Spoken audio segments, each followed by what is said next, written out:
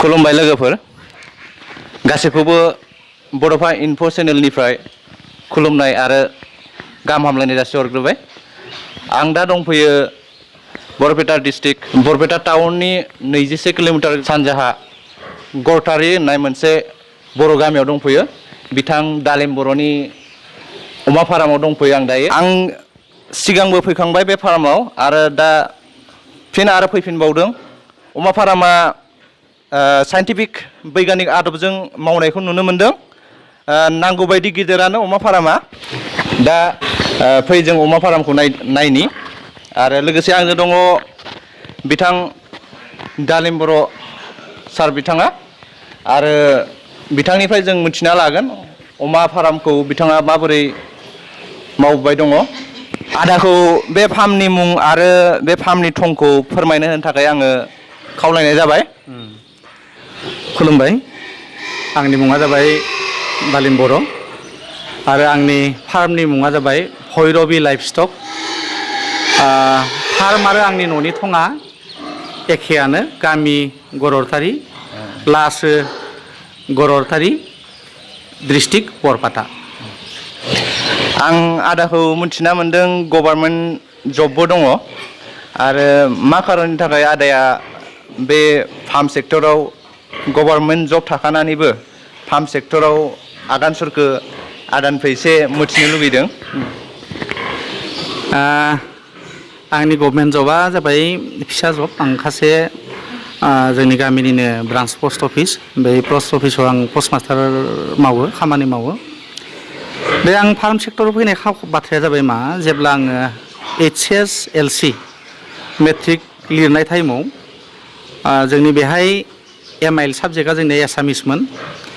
बे एसामिस MIL साबजेक्टखौ फैदोंमोन एम इन लाइफ, माने असमियाव फैदोंमोन जे तुम्हार जीवनाव लक्ष्य कि। बे बाथ्राखौ आं लिरनायसै जे आङो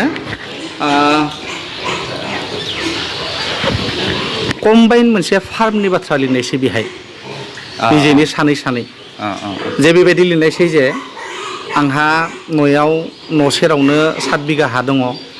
बे 7 बिगा हायाव आङो कम्बाइन मोनसे फार्म खालामगोन, फिसारि जावगोन, फिसारिनि सेराव अमा फार्म थागोन, नारिखल दंफां थागोन, गय बिफां थागोन, बा बोरमानि फार्म थागोन। बेबायदि लिरनानै आङो जोंनि जिथु मेट्रिकनि सेन्टार, बै सेन्टारनि भितराव आं MILआव हाइस्ट मार्क मोननो हादोंमोन। आरो बै समनिफ्रायनो आंहा मोनसे साननाय दंमोन जे मा, जे आङो उनाव आङो जेब्ला सम सुबिदा जागोन दा आङो बे आंनि फार्मखौ आं फिसारि दङ, फिसारि दङ 4 बिघा एरियानि, 4 बिघा एरियानि आं जिङाव सेराव बे फार्मा दङ। आरो बे फार्मनि जिथु अमानि खि, बे अमानि खिया नाया जायो आरो फिसारिनि नाया जायो। आरो आं माने खुनु नानि आदार होआलासिनो अमानि खिजोंनो आङो बेयाव नाखौ फेदेरनो हायो, मोजाङै फेदेरनो हायो आरो मोजां मुलाम्फा मोननो हादों आङो। आदाया होमबा बे फार्मखौ बेसेबां मायथाइनिफ्राय स्टार्ट खालामदोंमोन? आङो 2014नि जानुवारिनिफ्राय। 2014नि जानुवारिनिफ्राय खमसे खम 6 इयार सोलिगासिनो। 6 इयार जाबाय ना? 6 इयार जाबाय। आदाया बे फार्मखौ बानायनानै बेसे गोजोननाय मोनदों आरो माबायदि मुलाम्फा मोननो हादों? गोजोननाया गाव गावनि गोसोनि बाथ्रा होननानै सानो। जायहा जेराव इन्टारेस्ट दङ बे इन्टारेस्ट जानानै खामानिखौ मावनांगौ, बानो नाङा। बाबोलाथाय जोङो नागिरनाय फिथाइखौ जों मोननो हाया। दा आङो फुङाव 5टा बाजायाव उथिनानै फार्माव खामानि मावो हारसिंनो। खम 3 घन्टा फार्माव सम नांगौ, फुंनि बेला आरो बेलासेनि बेलायाव 3 घन्टा। टटेल आङो 6 घन्टा टाइम फार्माव होयो। बिनि गेजेराव आङो साननि समाव आङो अफिस डिउटिखौ खालामो। आरो बेयाव आं गोजोननाया दोङो आंहा। आं थारैनो गोजोनदों बे खामानिखौ मावनानै। आरो बेखौनो सानो आङो जे फार्मिं सेक्टराव फैनानै बहुद जोंहा आथिखालाव जोंनि बहुद सेंग्रायानो ओरैनो दङ बिथांमोना फार्मिं सेक्टराव फैनानै मोनसे मोजां फैनानै मोजाङै गोसो गुदुङै मोजाङै गोसो होनानै मावब्ला बिथांमोना जिउखौ सालायनो थाखाय बेनिफ्रायनो रांखावरिखौ मोननो हायो। दानि दिनावथ' बयबो सेंग्रा लाइमोनफ्रानो माने गभर्नमेन्ट जब मोनजोबनायाथ' बे सम्भब नङा बियो। दा गभर्नमेन्टआबो बिमान साखरि जब सृष्टि खालामनो हाया। गतिके फार्मिं सेक्टर अकल अमाल' नङा, बोरमा दङ, दाउनि दङ, मोसौनि दङ, गाय मोसौनि गाइखेरनि, गतिके बिभिन्न सेक्टर दङ। बे सेक्टराव जाया जिथु माने इन्टारेस्ट दङ बे लाइनाव फैनांगौ, फैनानै खामानिखौ मावनांगौ। आरो दा आथिखालाव बेंकफोराबो जथेस्थ' माने सुबिदा होगासिनो दङ फार्मिंनि खेथ्रआव। एग्रिकालसार जिবিলাক लन दङ लननि खेथ्रआवबो जथेस्थ' माने गुरुत्व होदों। नाबार्डनि स्किम दङ, नाबार्डनि स्किम दङ, पिगारिनि खेथ्रआव नाबार्डनि स्किम दङ, गटारिनि खेथ्रआव दङ, डायरिनि खेथ्रआव। एसटि फार्मारनि कारनै जिथु नाबार्डनि स्किम मथै लन दङ बेयाव 50% साबसिडि दङ। खिन्थु जोङो दाबो जोंनि हारिनि जिবিলাক जाखांफुनाय सेंग्रा सिख्लाफोरा बे सुबिदाखौ जोङो बहुतानो मिथिया आरो सुबिदाखौ लानो हायाखै। जायनि जाहोनाव जोङो रां रुफा गैयिनि थाखाय जोंनि साननाय खामानिखौ मावनो हायाखै। खिन्थु बिथांमोना जुदि मोजाङै बेंकनि लोगोआव टार्म्स लाखियोब्ला, बेंकनि लोगोआव जुदि मोजां मोनसे सिनायथि थायोब्ला बेनिफ्रायबो बिथांमोना मुलाम्फाखौ लानो हागोन। बे फार्मनिफ्राय आदाया माबायदि बेनिफिट मोननो हादों दायो? आंनिया जाबाय ब्रिडिं इउनिट। आं दिनै 6 बोसोर जितु 6 इयारनि आंहा एक्सपिरियेन्स, बेनिफ्राय बुंनो हायो जे 20टा अमा बिमा लाखियोब्ला, 20टा अमा बिमा जुदि लाखियोब्ला बे बिमानिफ्राय जों जुदि मोजाङै फिसा मोननो हायोब्ला आरो मार्केट मोनोब्ला 20टा अमा बिमानिफ्राय मिनिमाम मान्थलि 50,000 आर्निं जानो हायो, इनकाम मोननो हायो मान्थलि। 20टा अमा बिमानिफ्राय जों जुदि फार्मखौ मोजाङै मेनेजमेन्ट खालामनो हायोब्ला मान्थलि मिनिमाम 50,000 इनकाम खालामनो हायो बेनिफ्राय। आदानिफ्राय मिथिना मोनबाय जोङो 20टा अमा बिमाजों जों गभर्नमेन्ट जबनिख्रुइ जों साबसिन बेनिफिट मोननो हायो। दायो आदा नोंथांनि फार्माव माबैसे अमा बिमा आरो माबैसे बुन्दा दङ? दा आंनियाव अमा बिमाया दङ 20टा, ओमफ्राय जोख्लि अमा निउलि माने हिटआव फैदों मानै आरो माब्रै फैबावनो दोङो, 6टा दोङो थारमाने जोख्लि। बिसोरबो थारमाने हिटआव फैजोबसिगोन गासैबो।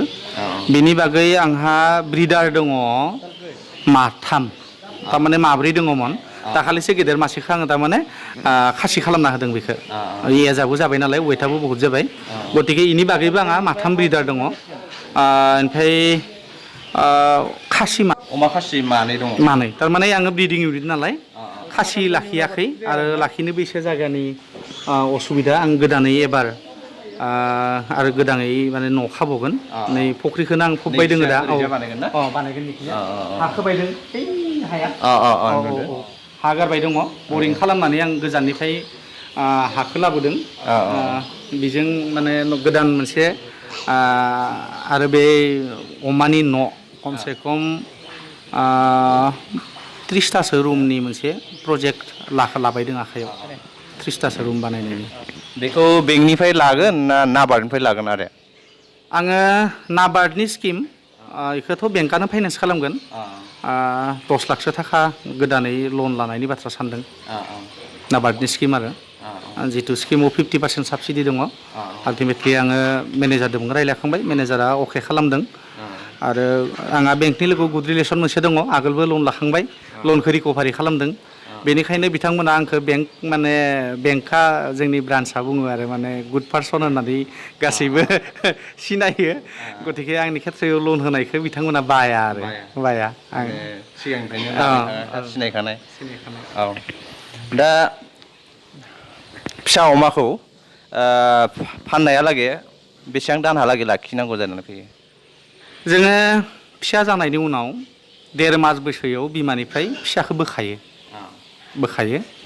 बेनिफ्राय भेक्सिन खालामो, स्वाइन फेभार भेक्सिन, जोंनि CSF क्लासिकेल स्वाइन फेभार, इण्डियानि जिथु स्वाइन फेभार बेनिफ्राय बेखौ मारिनायनि उनाव FMD मारियो 15 दिन उनाव फुट एन्ड माउथ डिजिजनि भेक्सिन मारियो जिथु जों सबखा होनो आथिङाव गाराय जायो खुगायाव गाराय जायो आरो जोङो बेखौ गोनांथि फार्मिंनि खेथ्रयाव भेक्सिननि सिडिउलखौ मोजाङै लाखिनांगौ क्लियार खालामनांगौ आरो होमब्लासो जोङो थारमाने मोजां रिजाल्ट जोंनि फार्मिंनिफ्राय मोजां रिजाल्ट मोननो हायो अमानि ग्रथआथ' दाथ' मोजाङैनो मोनबाय दङ रिजाल्ट आं बुङो जे आंनि अमानि रिजाल्टआ मोजां ग्रथनि रिजाल्टआ थारमाने बाथ्राया जाबाय मा फार्मिंनि खेथ्रयाव सोरबा जुदि सेंग्रा सिख्लाया गोसो गुदुं सेंग्रा सिख्लाया जुदि फार्मिंनि बाथ्रा बुङोबा सानोब्ला जिखुनु फार्म अमा हक बोरमा हक मोसौ हक एक नम्बर फार्स्ट प्रिफारेन्स होननांगौ ब्रिडखौ मोजांनिसायबो मोजां ब्रिडखौ लानो नाजानांगौ जिहेतु कमार्शियेल लाइनाव बानायगोन जोङो कमार्शियेल फार्माव खदाय 2 नम्बराव दानाया मोजां जानो नांगौ जे बिभिन्न कम्पानिनि दाना दङ जोंनियाव जेने गद्रेज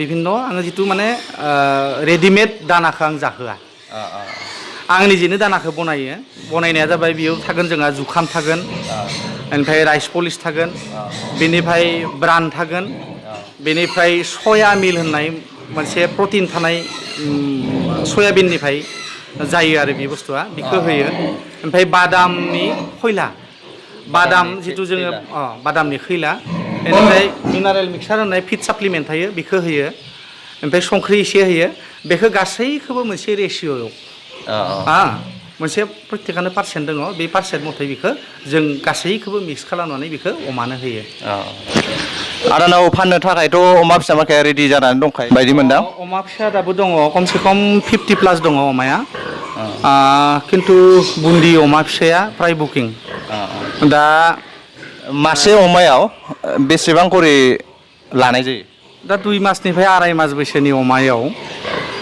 4,000 लायो आङो रेटखौ 4,000 लायो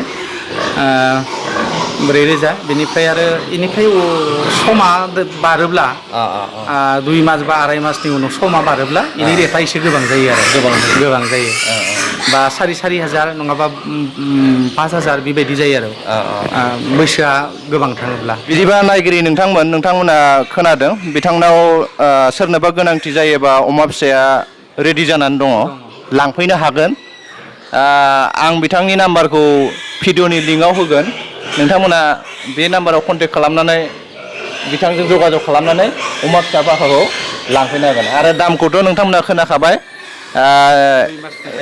2 मासनिफ्राय 2.5 मासहालागै 4,000 बेनि उनाव आरो बाद बाखि माहा सिस्टेमै लानाय जायो आरो बबेबा 4,500 5,000 बैसोनि लोगोआव जायो आरो अमा फिसानि बयसनि लोगोआव दामा बारायो आदाया दायो जोंनि हारिनि लाइमोन सेंग्रा सिख्लाफोरखौ मा खावलायनो सानदों आंनि खावलायनाया बेनो जागोन जे जोंनि सेंग्रा सिख्लाफोरा बर' सेंग्रा सिख्लाफोरा ओरैनो गुलु गुथु थायालासिनो खामानियाव नांनांगौ आथिखालनि समा जाबाय बादायलायनाय सम बादायलायनायनि जुग बे जुगाव मोनसे बाथ्रा दोङो आगोलो जोंनो बुंदोंमोन संस्कृतआव मोनसे बाथ्रा दङमोन जोंहा यज्ञ भैग्य बसुन्धरा जायहा यज्ञता थागोन बेसो संसाराव थांनानै थानो हागोन संसाराव जानो हागोन बे दा बादायलायनाय जुगाव जोंनि सेंग्रा सिख्लाफोरा ओरैनो गुलु गुजु थायालासिनो खामानिखौ आखायाव लानांगौ आरो जों आगोलनिफ्रायनो मावबोखानाय जोंनि हारिया जोंनि हारिया अमा फिसिनाय हक बोरमा फिसिनाय हक दाउ फिसिनाय हक बै फार्मिं सेक्टराव फैनांगौ फैनानै निजेखौनो समाजाव मानसि हिसाबै प्रतिष्ठा खालामनांगौ आदाया बे फार्माव सानसेयाव बेसेबां टाइम होनांगौ जाना फैयो आङो फार्माव 6 घन्टा टाइम होनांगौ सानसेयाव 24 घन्टानि मादाव आरो फुङाव आङो फुंनि बेलायाव 3 घन्टा बेलासेनि बेलायाव 3 घन्टा 3 घन्टा फुङाव 3 घन्टा बेलासेनि बेलायाव 3 घन्टा बे सुनाय आदार होनाय बे आरो बे खामानिखिनिखौ मावो ओमफ्राय फुंनि टाइमाव मावनानै आङो अफिसाव थाङो अफिस डिउटिनिफ्राय फैनानै आङो एसे ओंखाम ओरि जानानै जिरायनानै आरो बेलासे आरो फार्मनि खामानियावनो नांफिनो। डाबल इनकाम खालामबाय दं होनबा आदाया सेलारिबो जाबाय दं आरो बिजनेसबो मावबाय दं। नङा इनकामाथ' डबल जादों नंगौ बाथ्राया खिन्थु गोसोनिबो सेटिसफेक्सना बेयावनो दङ आरो गोजोननायबो दङ। औ नोंथांमोनहाबो आदा बायदिनो मावनो हागोन। नै आंबो बेयाव दिनै अमा फिसा लांनो होननानैसो फैदों लोगोसे आदाजों रायलायबाय नोंथांमोननोबो शेयार खालामबाय। आं भिडिअखौ सिगांबो नोंथांमोननो होखांबाय आरो नेक्स्ट फैगौआवबो आं नोंथांमोनखौ बिदिनो शेयार खालामलायबाय थागोन। नोंथांमोनहा गोसो दंबा नोंथांमोनहाबो मावनाया मोजां। एसेनोसै।